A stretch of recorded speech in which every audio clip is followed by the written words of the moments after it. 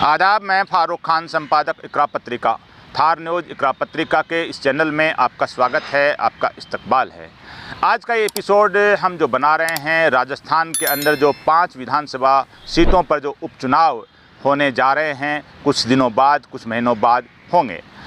इसी मुद्दे पर आज का ये एपिसोड है, जिसको आप आखिर तक देखिए कि इन 5 उपचुनाव जहाँ होंगे वहाँ कौन सी पार्टी बाजी मारेगी, यानी सत्ताधारी पार्टी भारतीय जनता पार्टी है ये बाजी मारेगी, या जो विपक्षी पार्टियां हैं, चाहे कांग्रेस हो, चाहे हनुमान बेनीवाल की आरएलपी हो, चाहे आदिवासी पार्टी हो, ये पार्टियां बाजी मारेंगी। क्योंकि जो वर्तमान में जो सीटें हैं, जो 5 सीटें खाली हुई हैं, इन पाँचों की 5 सीटों पर विपक्षी पार्टियों के ही विधायक चुनाव जीत करके आए थे, जो सांसद बन गए। तो आप आखिर तक इस एपिसोड को देखिए कि इन 5 विधानसभा उपचुनाव में कौन सी सीट के ऊपर कौन भारी रहेगा, सत्ताधारी पार्टी भारतीय जनता पार्टी रहेगी या विपक्षी पार्टियां। और सबसे गुजारिश है कि इस एपिसोड को आप लाइक, शेयर और सब्सक्राइब करें, ताकि ज़्यादा से ज़्यादा लोगों तक ये मुद्दा पहुंच सके। तो राजस्थान की जो 5 लोकसभा सीटें हैं, जिसमें झुंझुनू, दौसा और टोंक और नागौर और बांसवाड़ा डूंगरपुर, यहाँ से जो 5 सीटों से जो सांसद बने हैं वो 5 ऐसे लोग हैं जो विधायक थे। यानी 2023 का जो चुनाव हुआ था उसके अंदर वो इन लोकसभा क्षेत्रों की 5 विधानसभा सीटों से विधायक बने थे अपनी अपनी पार्टियों से। और फिर जब लोकसभा चुनाव हुआ तो इन 5 विधायकों ने जो सांसद का चुनाव लड़ा और ये सांसद बन गए, तो इन्होंने 5 ने अपने अपने पद से, यानी विधानसभा की सदस्यता से इस्तीफ़ा दे दिया। तो 5 विधानसभा सीटें हैं वो खाली हो गई, जिसमें झुंझुनू विधानसभा सीट है, दौसा विधानसभा सीट है, टोंक लोकसभा की जो देवली उनिहारा विधानसभा सीट है, और बांसवाड़ा डूंगरपुर की 84 विधानसभा सीट है, और नागौर लोकसभा की खींवसर विधानसभा सीट है। तो इन 5 विधानसभा सीटों के खाली होने से जाहिर सी बात है कि 6 महीने के अंदर अंदर उपचुनाव होने हैं। और खबर यह है कि निर्वाचन आयोग है, उसने पूरी तैयारियां शुरू कर दी हैं उपचुनाव करवाने की, और समाचार ये हैं कि सितंबर अक्टूबर में यहाँ पर चुनाव हो सकते हैं। सितंबर अक्टूबर में जो चुनाव हो रहे हैं वो हरियाणा और महाराष्ट्र की विधानसभा चुनाव भी हो रहे हैं। तो शायद हरियाणा और महाराष्ट्र की जो विधानसभा चुनाव हैं उन्हीं के साथ राजस्थान के अंदर 5 सीटों पर उपचुनाव भी होंगे। तो इन सीटों पे जो सबसे पहले बात करें झुंझुनू से, तो झुंझुनू है वो परंपरागत तौर पे कांग्रेस का गढ़ रहा है।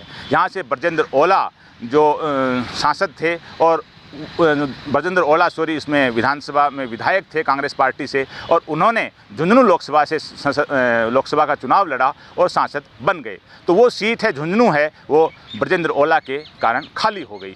तो यहाँ के बारे में जो चर्चा ये है कि जो कांग्रेस का गढ़ है और ओला परिवार का खास तौर से गढ़ है, और समाचार ये है कि जब ब्रजेंद्र ओला ने जब लोकसभा चुनाव लड़ा था तो पार्टी के सामने ये शर्त रखी थी कि मैं चुनाव जीतूंगा तो विधानसभा की टिकट है वो मेरे ही परिवार को, यानी मेरी मर्जी से मिलनी चाहिए। तो पार्टी नेतृत्व ने इस बात का आश्वासन दिया था कि ब्रजेंद्र ओला को उनकी मर्जी के मुताबिक विधानसभा में टिकट दिया जाएगा। तो झुंझुनू के बारे में समाचार ये हैं कि जो कांग्रेस है वो ब्रजेंद्र ओला के पुत्र को या ब्रजेंद्र ओला की पत्नी को यहाँ से चुनाव मैदान में उतार सकती है। हालांकि यहाँ से और भी दावेदार हैं, जिसमें राजस्थान मदरसा बोर्ड के चेयरमैन हैं MD चौबदार हैं, वो भी यहाँ से दावेदार हैं।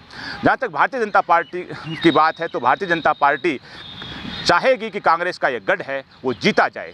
भारतीय जनता पार्टी ने अलग अलग बार उम्मीदवार बदल के कई बार कोशिश की, लेकिन भारतीय जनता पार्टी को यहाँ कोई विशेष सफलता नहीं मिली झुंझुनू विधानसभा में। अब देखना यह है कि भारतीय जनता पार्टी क्या पिछली बार के उम्मीदवार को टिकट देगी या उम्मीदवार बदलेगी। इसके बाद में जब बात करें नागौर की जो लोकसभा है, वहाँ से सांसद बने हैं हनुमान बेनीवाल, जो खींवसर से अपनी पार्टी RLP से जो विधायक हैं थे और इस्तीफ़ा दिया है। तो उन्होंने गत बार भी जो 2019 का जो लोकसभा चुनाव लड़ा था तब भी नागौर से वो सांसद थे, और तब भी उन्होंने विधायक पद से इस्तीफ़ा दिया था और अपने छोटे भाई नारायण बेनीवाल को चुनाव लड़वाया था, और वो चुनाव जीत गए थे उपचुनाव में। तो संभावना ये बताई जा रही है कि खींवसर सीट से हनुमान बेनीवाल अपने भाई को चुनाव लड़वाएंगे। लेकिन यहाँ एक विचित्र बात यह है कि जो नागौर लोकसभा का चुनाव हनुमान बेनीवाल ने कांग्रेस के साथ, यानी इंडिया गठबंधन के साथ चुनाव लड़ा था, तो खींवसर में क्या कांग्रेस हनुमान बेनीवाल को समर्थन देगी या अपना उम्मीदवार उतारेगी?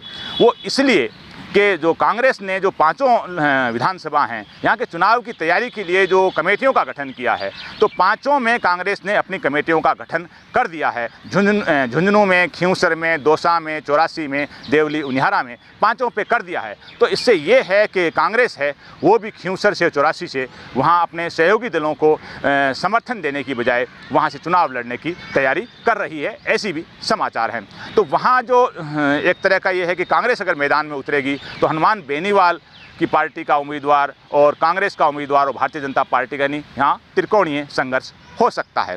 तो जब बात दौसा की अगर हम करें तो दौसा से मुरारीलाल मीणा हैं जो विधायक थे और वो सांसद बन गए। तो यहाँ से जो है वो भी यही एक चर्चा है कि यहाँ भी मुरारीलाल मीणा है, उन्हीं के मुताबिक किसी न किसी को टिकट दिया जाएगा, चाहे उनके किसी चहेते को हो या उनके परिवार के मेंबर को हो। यहाँ भी कांग्रेस है, भारतीय जनता पार्टी है, वो जीतने की कोशिश कर रही है। उन्होंने लोकसभा भी पूरे दम से लड़ा, लेकिन लोकसभा चुनाव भारतीय जनता पार्टी हार गई, क्योंकि यहाँ जो वोटों के हिसाब से दबदबा है दौसा के अंदर, तो मीणा और गुर्जर और मुस्लिम और दलित, ये इन वोटों का दबदबा है। और सचिन पायलट और मुरारीलाल मीणा हैं, इन दोनों का मजबूत तालमेल है। तो गुर्जर वोट हैं वो भी मुरारीलाल मीणा के पक्ष में मजबूती से पड़े थे, और मुस्लिम वोट हैं जाहिर सी बात पड़े ही हैं। तो ये यहाँ भी जो दबदबा है एक तरह का भारतीय जनता पार्टी के खिलाफ वोटों का ध्रुवीकरण जो विधानसभा चुनाव में भी देखने को मिलेगा। तो इसी हिसाब से जब बात देवली उनिहारा की करें तो देवली उनिहारा से जो हरीश मीणा हैं जो विधायक थे, जिन्होंने इस्तीफा दे दिया और टोंक सवाई माधोपुर से कांग्रेस के सिंबल पे सांसद बन गए, तो वहाँ भी यही है कि जो वोटों का समीकरण है, मीणा है, एससी है, मुस्लिम है, गुर्जर है, ये समीकरण मजबूत है। यानी दौसा के अंदर, देवली उनिहारा के अंदर जो विधानसभा सीटों पर जो वोटों का समीकरण है एक जैसा ही है।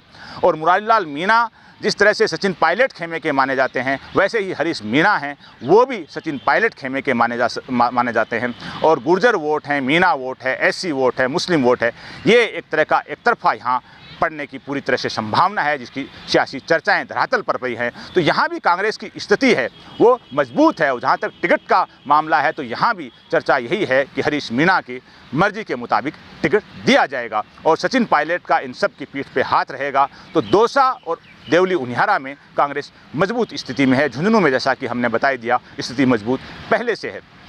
अब जो बात डूंगरपुर और बांसवाड़ा लोकसभा की जो 84 विधानसभा है, वहाँ से राजकुमार रोत आदिवासी पार्टी के हैं, युवा हैं, तेज तर्रार हैं और बड़ा ही आंदोलन उन्होंने किया था और वो लगातार 2 बार वहाँ से विधायक रहे हैं। तो वो डूंगरपुर बांसवाड़ा से अपनी पार्टी से सांसद बन गए। तो 84 विधानसभा है वो खाली हो गई।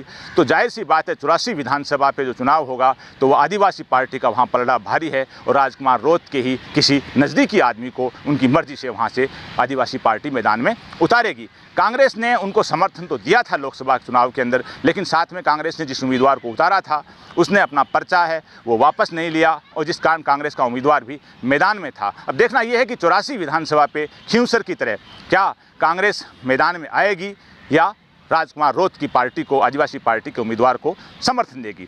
ये सारी जो घटनाक्रम हैं ये कांग्रेस और कांग्रेस की सहयोगी दल हैं उनके बारे में हैं। जहाँ तक भारतीय जनता पार्टी का सवाल है तो 5 सीटें विपक्षी दलों के पास थी, लेकिन क्योंकि सत्ता में है भारतीय जनता पार्टी राजस्थान में और उपचुनाव में अमूमन ये देखा जाता है कि सत्ताधारी पार्टी का उम्मीदवार जीतता है। लेकिन इस बार देखना ये होगा कि इन 5 सीटों पे क्या भारतीय जनता पार्टी सेंधमारी करके किसी सीट को या ज़्यादातर सीटों को कब्जे में लेगी या जीत पाएगी या नहीं। और जब अगर पिछले 10 साल का उपचुनाव का रिकॉर्ड देखें 2024 से 2023-24 का, तो पिछले 10 साल के अंदर राजस्थान में 17 लोकसभा उपचुनाव हुए हैं और 17 लोकसभा उपचुनावों में कांग्रेस का पल्ला भारी रहा है। यानी 17 में से 12 उपचुनाव हैं पिछले 10 साल में कांग्रेस ने राजस्थान में जीते हैं। तो ट्रैक रिकॉर्ड के हिसाब से देखें तो कांग्रेस का पल्ला भारी है और विधायकों के और वोटों का और लोकसभा चुनाव का परिणाम देखें तो भी कांग्रेस और विपक्षी सहयोगी पार्टियां हैं उनका इन 5 सीटों पर पल्ला भारी है। लेकिन परंपरागत रूप से अगर देखें तो भारतीय जनता पार्टी क्योंकि सत्ता में है और सत्ताधारी पार्टी का उम्मीदवार जीतता अमूमन आया है राजस्थान के अंदर, तो ये भी एक बड़ी चीज़ है कि क्या भारतीय जनता पार्टी अपने उम्मीदवारों को यहाँ जितवा पाएगी। एक बहुत बड़ी अग्नि परीक्षा भारतीय जनता पार्टी की कुछ महीने बाद राजस्थान की 5 विधानसभा उपचुनाव सीटों पर होने वाला है। इसके अलावा सबसे बड़ी खबर एक और है कि बहुजन समाज पार्टी है, उसने भी घोषणा कर दी है कि वो राजस्थान की 5 विधानसभाओं में उपचुनाव लड़ेगी, जबकि अमूमन जो बहुजन समाज पार्टी है वो कभी भी उपचुनाव नहीं लड़ती है। इस बार उन्होंने 5 उपचुनावों में अपना उम्मीदवार उतारने की घोषणा कर दी है। तो ये एक चीज़ अलग होगी कि कांग्रेस और भाजपा के साथ के अंदर बसपा भी मैदान में रहेगी, तो मुकाबला बड़ा दिलचस्प होगा। यानी इन 5 सीटों पे जो मुकाबला है वो आमने सामने का न होकर के त्रिकोणीय और चतुष्कोणीय बनता नज़र आ रहा है। अब इसमें बाजी कौन मारेगा ये तो चुनाव में जो घोषणा होने के बाद मतदान होगा और मतगणना होगी उसी दिन मालूम पड़ेगा। लेकिन जो धरातल के अंदर आज है वो विपक्षी पार्टियां हैं वो मजबूत हैं, और बसपा है वो अपने उम्मीदवार उतारने के बाद किसको नफ़ा पहुंचाएगी, किसको नुकसान पहुंचाएगी या खुद चुनाव जीत के आएगी, ये मतगणना के दिन ही मालूम होगा। आज के इस एपिसोड में बस इतना ही। जय हिंद, जय भारत।